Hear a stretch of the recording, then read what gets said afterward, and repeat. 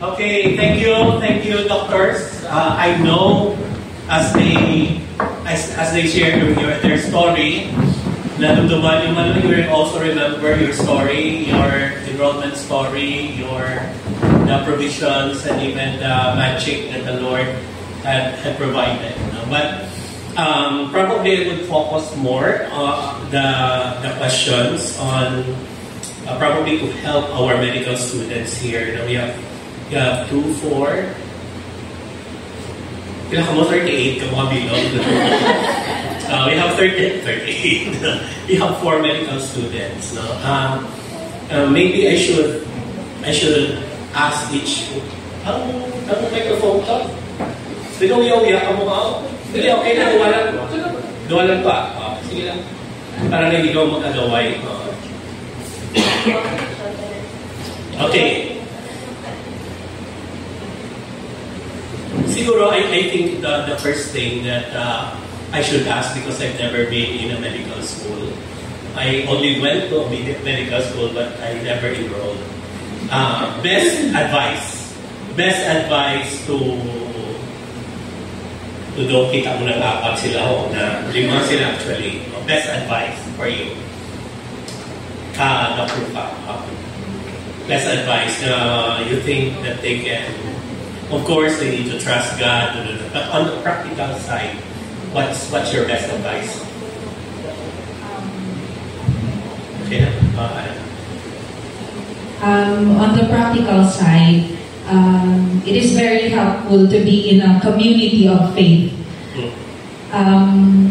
Not to wallow or dwell on your internal feelings alone, but to share it with people who can encourage you, who can be with you genuinely in the journey. Actually, sa ko si Dr. Tin sumama sa among fellowship sa una. So, just supong sa family medman, and by God's grace, gabadayon gapon. So, and acknowledging also ang community in faith. I'm in PGI sa nag-residency, sa Ninong Errol, Doc Jovi, and everyone here helped me a lot as I go on with my journey sa medical school, ang highs and lows, na hindi ko malupod kasi Ginoo na mag-journey sa imo, mag-encouraging.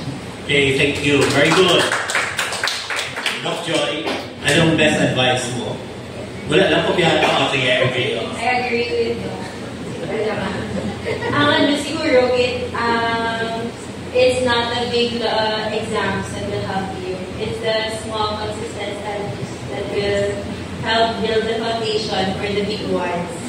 So, consistency is key. And, consistency. When I entered my school, I did not know anyone, but I had Charlotte and Jazel who helped me all throughout. As the board exams, kita ko ulit sa ako. So, I think the Lord gets fellowship of believers, and I hope niya kamuman, hindi ka mo mag-isolate sa inyong selves. If you are anxious about something, you pray together, you encourage each other, and hindi mamamot sa doctor na teachers. Kung may questions, ask now, because in the future, ikaw na nakawamot ko. Pero personally, while listening to their testimony, hindi ko nakita nga pinakalam or si Doc Sean because all he did was billiards. And great how do you do it. So, best advice. Best advice. Best advice sa med school, enjoy. Nang hindi ko hamba na best advice, siguro look for a girlfriend. Natapos ko med school nga, bago daw okay lang ba? Ako lang ginagawa. Isa na proud to or doubting. Wala, sa med school wala ako nag-keep. Unlike sa college, nag-keep package, dynamic package. Sa med school, gusto ka, ano ko na pero wala ito nag-keep. Ako lang ginagawa na sa guys, okay, allow it. Pero surround your friends, siguro, ang nakabalo, mga sagad ng friends, na pwede makatulog sa imo, may pamangkot ka. Na mas better, pag nasubong mo sila makabag, surround yourself with godly friends, okay? Para mas namin. And subong naman ng Dr. Kanati, surround yourself with godly persons, maka-influence mo paano ka mag-mo. Especially kung mag-residency ka na, kaunod ka sa hospital, good life siya. So if you not surround yourself with godly mentors or friends, good life with it. So, madala ka kaya sa training, mas grabe ko sa hospital. Naindig. Pero nagkamulan sa buhay sa Ginoo, aring mga friends na nakilala ko sa 4th year ko as a subong. So, mas dami outcome. Yeah. Maybe students, you might have some questions. Maybe sa mga malaman. Here, yan daw kanina. Anyway, Basiman may comment ka mo, or probably you can suggest we still have some time. But siguro, Doc, how do you also protect your health? Or you don't think about it anymore? Because you're young. No. Well, mabagi ko na, kaya nga ako, BMI, as you can see. What I lack in sleep, I supply any tip will not be like me. Siguro, in protecting one's health today, while in med school, you should be from a foundation na God owns time. So, kung i-let go mo kadali ang tulunan and seek to pursue healthy activities like exercise, pwede din. Ako sa muna, nag-zumba. Nag-zumba ko, biskan once a week or any manyang activity that fits you. Bago pumuput mo mga community of faith na may araw kamo activity together, enjoying that activity with the Lord together, then it can help you a lot.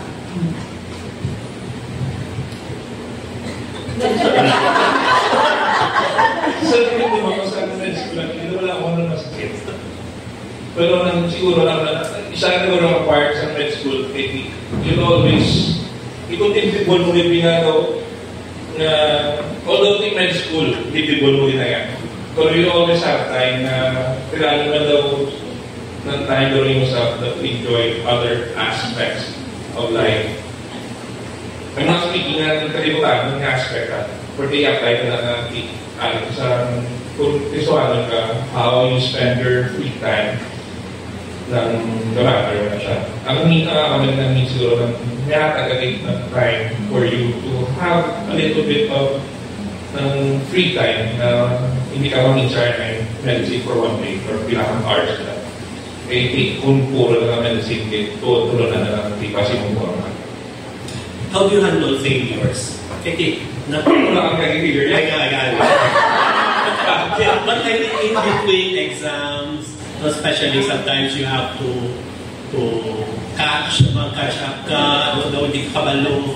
So what's the best advice? I always tell myself sa una ng sa med school ka, dapat mapundo ka na sa prelim pa lang. Matupod ka na kinisi pa lang. Dapat taas ka dito. Pero wala ka nag-apply. Pero ako na yung best na advice natin. Sa pulo ka lang, sa easy ka lang na tundo ka na. Mood line mapawid sa midterm friends. Especially na midterm na naka-final. So, duwa na naka-term na med school din sa Lazaro. So, pundo na lang sa midterm para mangarap leeway ng gamay. Mag-good line ng final. I'm trying.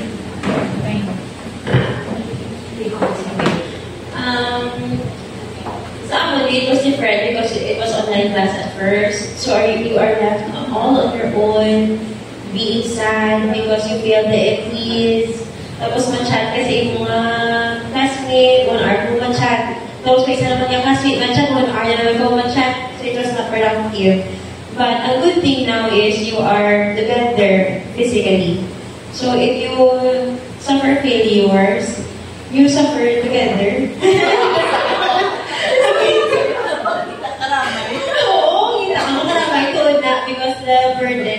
writer. So after that, kapag ko sanay, wala ka mukha after yung hibi-hibi na mga suko, baon ka muna, or mga kuyo wala after. Mas lasik nyo siya mas lasik ka mo makaprocess sa pagpapasubo. Kumbaga, i-compartmentalize nyo siya because you have 9 subjects. If sad ka sa isang subject, kamusta naman ang piliin? Magbabayaan mo siya. So, dapat compartmentalize kagit, kung suka na yun, mamanandong kadali. Balik ka naman doon. Sige lang kay,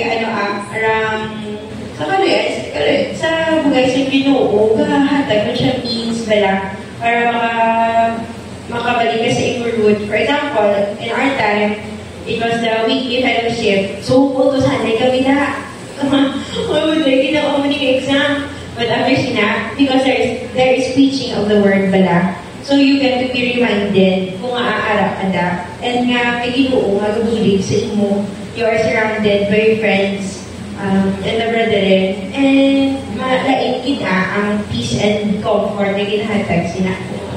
Pero kumangkot ba, why is it that even though we know that being with Christians is a good protection, seeking God first, all these things will be added to you. But why is it that it's a common happening that many who study medicine usually drift?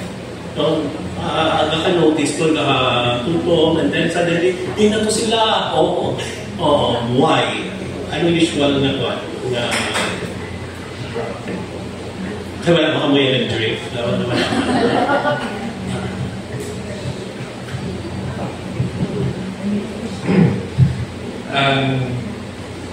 Nag-drift siguro daw kay you're surrounded with people na lagi na influence. So, siguro, especially kung na-practice na doon sa medicine, graduate na, consultant na, dahil naman siya wala na type of dagal na ang imo na priorities ng isa will be diverted man. You see colleagues na successful sila, they're practicing well, and then kita mo man nauna sa imo, mayo man, and you also want to be like them. Siguro kasi part na siya ambition or goal sa kapuwi na nagkapalayo ka kasi ang balikan ang gusto mo na nila sa nasugod na hindi tanong pwede sa sila. But sometimes you find yourself na nagkakadala lang. Kaya may mga humbling na hindi kang unas. Kaya nasa-remind ka, especially kasawa mo wala na kurikot. Nasa-remind ka, ano din lang yung tuyo tao. Ano dito lang, what are we here for? So, ma-remind ka sa totoo yung purpose. Hindi manitanan niya, kapoy-kapuyan mo yun, makamakahan mo yun. May para lang ma-achieve ito, gusto mo i-achieve na hindi na para sa ito. So, nag-drift ka kay Tawad sa makita mo sa kalibutan. But if you align yourself again sa mga sa totoo yung purpose, mag-evaluate ka, mag-reassess ka, di nang nakabalik. Pero di nang kalibutan, dayawan din. Dayawan din sa kalibutan. So, siguro ako na siya nag-drift away ka kay tao. Makita, tao, influence. Pero ako na kaya mabalik ka sa tao, man yung malibot sa inyo. If you surround yourself with people na klaro ang mindset na para sa Ginoo, ma-remind you always to buka. Isa pa rin siguro nga area man yung study medicine ng kapoy-kapoy ka, how do you cope? How do you handle it? Especially na kapoy-kapoy ka today but you have no excuse but to wake up because you have your duty or you have your class. Anong mga secret recipe? Red Bull, Ang pinakakapoy na part para sa ako ng residents. May sa point nga daw, especially first year, second year, okay pa na. Pagkatapos mo third year, nagkobra ka na sa mga budayang cases, makapal ka na kamo na lang ikobra ka sa Ligambi. Kapoy-kapoy na kayo. Makapal ka na daw namin, wait up to Kaya effective, mabalik ka, ano din pala nga, anong purpose nga ng sulod to residency. Gusto mo ini. Gusto mo ini. Para sa Ginoo. Then you'll have the drive man na, mapalayo, effective lang ang choice. Kung hindi mo mapalayo, hindi man na-realize na yung mutambo, hindi ka maging orthopedic surgeon or naman na specialty. So we need to wake up in that moment na hindi para matapos na para sa iyong mawaligon and most especially para sa iyong. How do you handle fatigue, Rufa? So, hindi ko na ma-overemphasize nung benefits sleep and eating after. Actually, kung isa sa residency, it's true, like what Doc Sean said, na nang i-face mo hindi ang 36 hours straight na duty kung ka residency training. Actually, ang tulog, kagkaon, gawulagin ang time. Pero I think very important is to have that perspective na ang aton na ugra is a worship sa Ginoo. Okay. Actually, nang good life siya, it's not easy, pero it must be that way na ugra ko subong you feel the Lord's presence in you nga nag-encourage mo, madayon ka kay ari ko di sa likod mo. It will be a journey, it will be a lifelong journey, but upod sa Ginoo, we can do it. Yeah, I think that's a good point, no? When you, even though kapoy ka, you know it matters. You know, you're not wasting your time. You know it's important sa pasyente mo. Okay, kaysa sometimes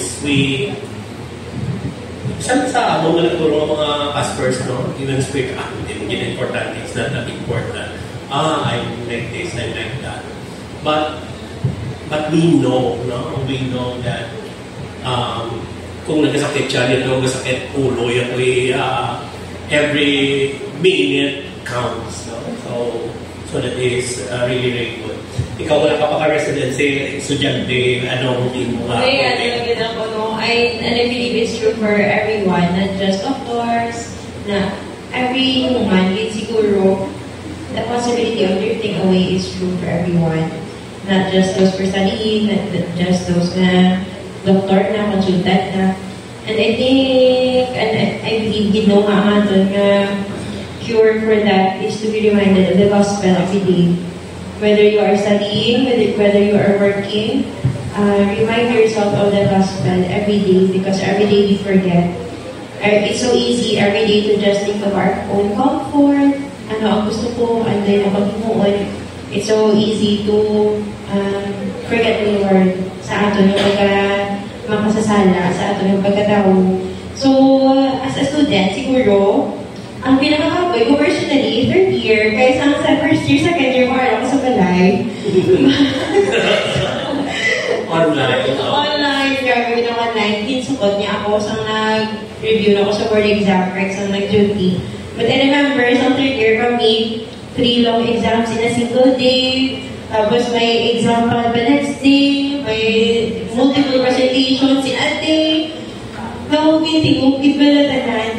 So, it's so easy to go along with the flow. Kung maunta na, dasig ng balanga, gamay na nga hagad, makamuo ka na yun.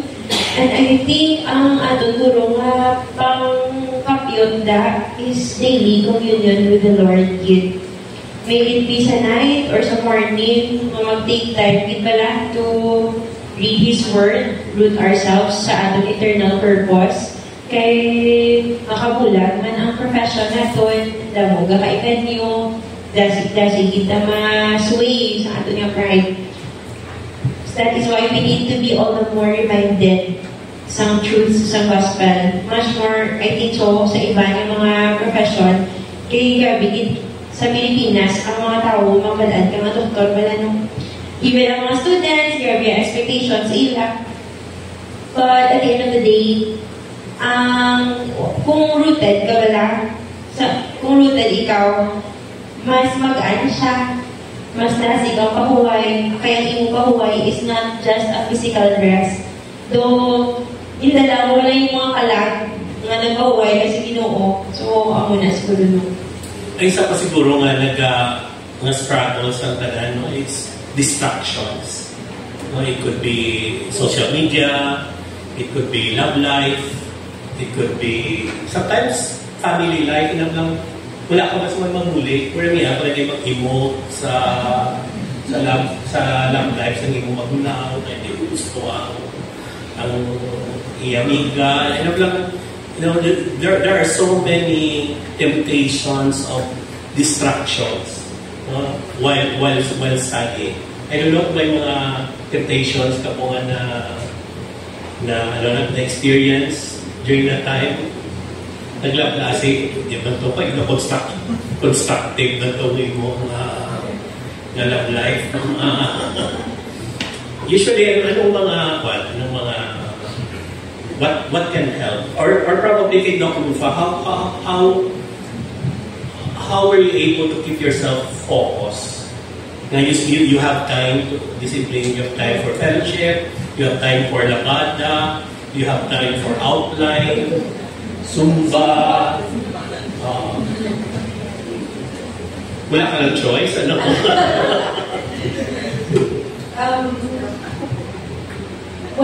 Check ko na ang routine dahil sa Ginoo, ang foundation with the Lord, ang identity is coming from Him.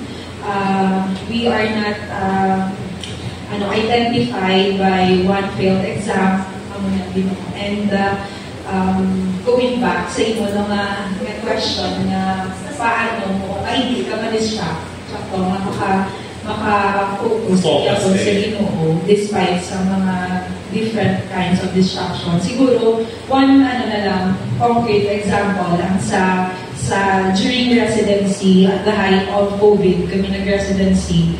So, ako naman concerned. So, my work is my worship sa Ginoo in that season. But sa kabuto nga time, ang father ko, nga senior, nagka-COVID, everyone in the house. So, ang isa, magbalang concern ko, or sometimes, it's good na you care about your family, but kung isa, it can be a distraction as well. Kung overly anxious again about their health as well. So, kung tunga time, siguro ang Ginoo nag-intervene din, kaya na-reveal din siya sa ako during that time. So, siling ko, hindi ko magpuli-puli sa balay, kay COVID sa mga tunga time, kaya hindi ko gusto akong source of infection. Ang ending, all of them in the house got infected, ako wala, kaya siguro nag-PPE kami. So, ako na pala, what I mean is, what I'm trying to say is that you learn to surrender it sa Ginoo. And actually, ang father ko na-admit, ako na-quarantine man because may upod ko nga nagka-COVID, pero wala man ako na-infect. So, ang nag-handle sa father ko is ang nurse na to mismo, wala ito, naka-hands off ito sa tanan.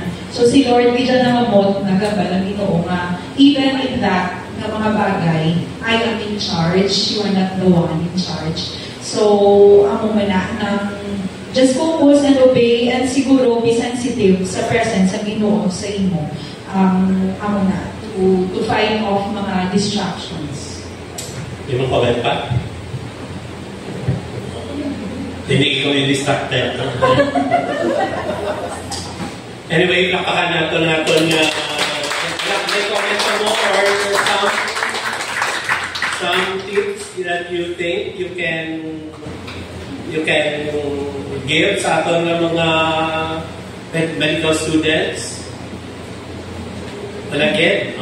So, amo na to. Anyway, some takeaway siguro, no? It's, listening to them, no? Makita natin na it's God who calls a person to sa medicine that is in a Christian context. So, makita natin si Doc Sean, it was not really his intention, but since he has nothing to do, or that away na siya permihin na he took him. But God used that to call him to salvation, and probably, of course, we know one of the main blessings sa aton. That's how God works. For Doc CJ, of course, it's impossible because she has no way of supporting herself. Plus, Leah's sister is already a scholar, no, of the province. no, magic sa Ginoo, no? And even the province waited for her credentials to come.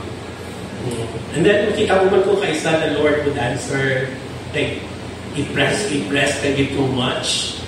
And naglimagic ko nila katagalan na ka-99, no? Grabe mo mga aking Ginoo, no? May nakaging baton ka na may andi sila tani, but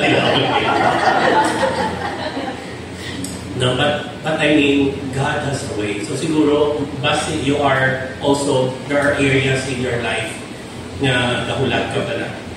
No? And sometimes you tend to give up even though deep inside you know that that's the thing that God wanted you to do. So probably we should just be still and know that He is God. No? And also kay Doc Rufa, no? Ang iyang father is a general, Remedios General. Ang iyang mom is a full-time, you know. And but, ginano mo man, pagka-cake mo, gusto ko maging doktor. Oh, I know. No, but that desire ng God views. Pati, pero siguro kung lagi rin ng, you now have, you're now in first year, you have your scholarship, and then suddenly makat pala. No, I think that's really something. Kaya mapuli ka mo. Kung first year ka pala na tawag ka ng doc, no? And then mapuli ka, ay hindi ka na eskwela. No? Pero, you know, she was told by her dean na sige lang. Eskwela ka lang. Ano pala yan? Sige lang. No? And sometimes may mga moment ang Ginoo sa atin. No guarantee, just take it by faith. And that is also something many times we have to take it. Kung kayo sabi, daw ka-controlling freak kita na dapat may amuni, siguro dapat may amuni. But sometimes the Lord has to empty us with all the resources so that we will be able to experience, it's like sa kanta, His daily sufficient grace. No? So thank you very much. So thank you again. Thank you. Award leader. Thank you.